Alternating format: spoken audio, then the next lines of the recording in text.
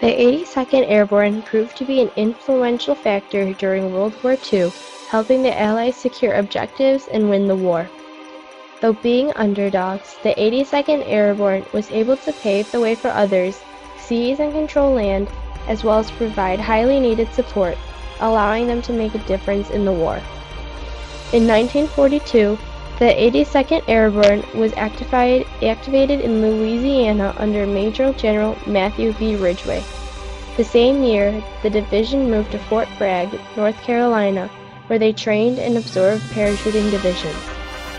The division was then sent overseas in 1943, starting in Africa. Throughout World War II, the 82nd moved throughout Europe, seizing land and supporting other divisions, playing an influential position in the outcome of the war. The 82nd started out as an underdog division with lack of training and resources, typically being the first division at a battle. However, the division proved successful, paving the way for other divisions by example. This allowed the positive example to make other divisions more successful, affecting the war.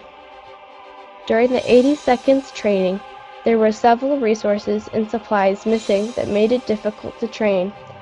In an account by J.G. Clowry, who recalls the training in 1942, where they had few gliders, straw replaced wool, and training was delayed. This set back the division, making them the underdog. As well as being the first airborne division, they became the first airborne to go overseas when they landed in North Africa, May 1943. This started the African campaign, as well as the entire airborne initiative, affecting the course of the rest of the war. In addition, during D-Day, the 82nd were the first soldiers at Normandy, leading the battle that would directly change the outcome of the war. The 82nd Airborne was able to defend and seize land in Europe all throughout World War II, giving the Allies a huge advantage. First, in 1943, the 82nd invaded Sicily in Operation Husky. Although they had heavy losses and were scattered at first, they moved up the front and reinforced, seizing the area. This gave the Allies a jump towards Europe and start taking away enemy land. Operation Market Garden in 1944 main objectives was to seize key bridges and roads in Holland behind German lines. The mission was originally successful, allowing the Netherlands some freedom and affecting the course of the war, both in objectives and morale. On December 16, 1944, the Ardennes Offensive, or the Battle of the Bulge, allowed the 82nd to push the Germans back away from enemy lines.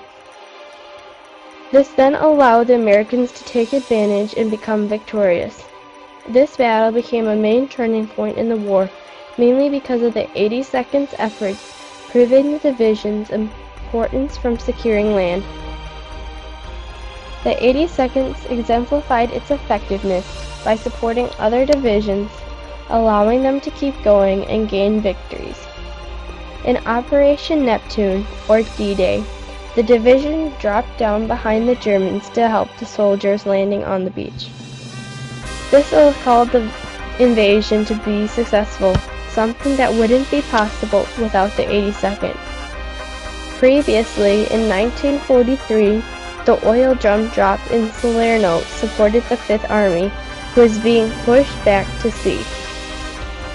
1,300 troopers landed, instilling confidence in them, eventually securing the area and allowing them to move towards Naples. Without the support, the war would have been directed differently, with the enemy gaining land. Lastly, the 1945 occupation of Berlin was proven successful due to the 82nd. They were considered the best guard, affecting the restoration and rebuild. The 82nd Airborne changed the course of the war by paving the way as underdogs, securing and seizing areas, and supporting other troops.